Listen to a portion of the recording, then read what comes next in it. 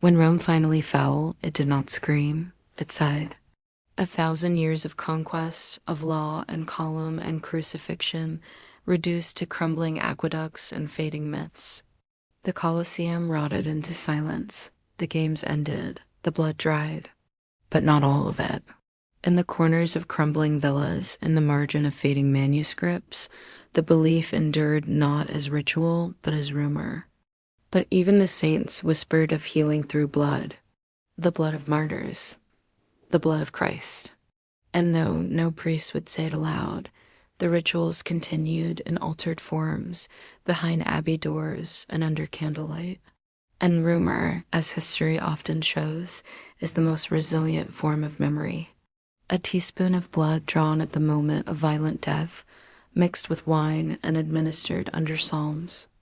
The church rose in Rome's place, condemning the old gods and silencing the tongues that once praised Mars and Mithras. In a Benedictine archive near Naples, a 9th century codex makes fleeting mention of sanguis fortium, the blood of the strong, used to treat demonic possession. The preparation? Physicians called it medicine. Sound familiar?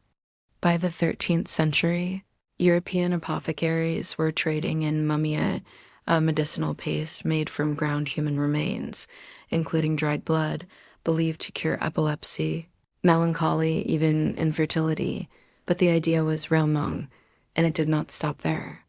The poor, the condemned, the unknown again became vessels. Their deaths sold by weight, their agony repackaged as elixir. During the Renaissance, a physician named Paracelsus theorized that life essence could be transferred through blood, that youth could be consumed. And in the courts of kings there were whispers of noblemen who paid to drink the blood of criminals freshly executed. Hospitals hum with machines.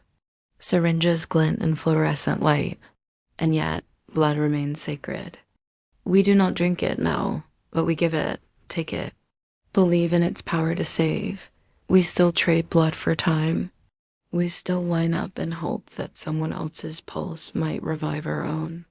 Women would press the claws to their bellies, believing it would ensure pregnancy. Men would rub them across wounds.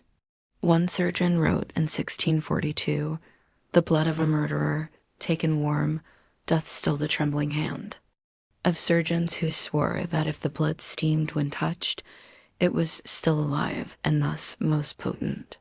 Of the poor who volunteered their dying children for coin. In England, even to the 17th century, the crowd at hangings would rush to dip handkerchiefs in the blood of the condemned.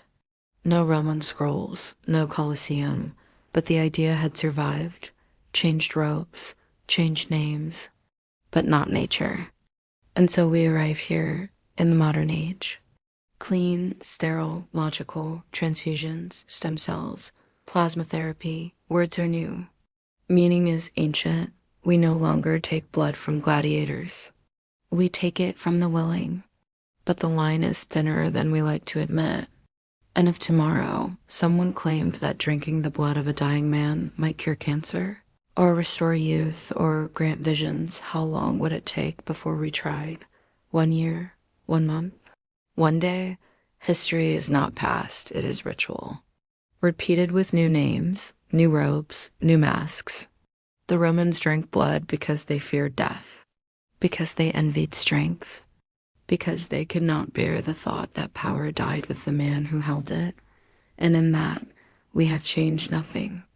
We too are waiting in the crowd, watching the arena, waiting for the body to fall, wondering what part of it we might still use.